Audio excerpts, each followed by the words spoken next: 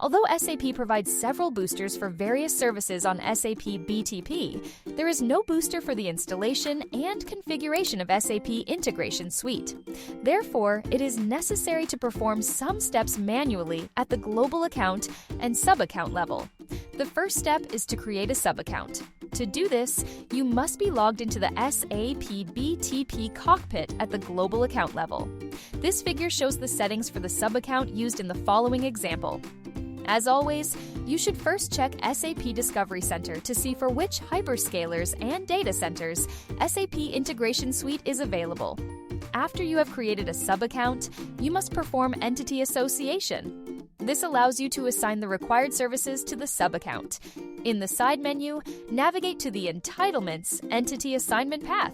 Select the previously created subaccount and click the Edit button.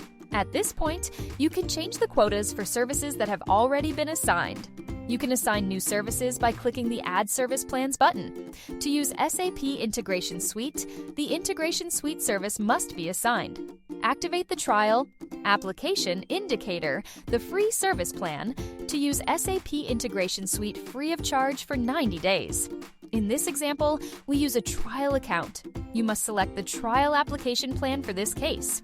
You can find the other available service plans in SAP Discovery Center. If you want to use the cloud integration capability of SAP Integration Suite, you must also add the SAP Process Integration Runtime service. This service is available under the API and Integration Flow service plans. The API service plan provides access to the cloud integration public APIs.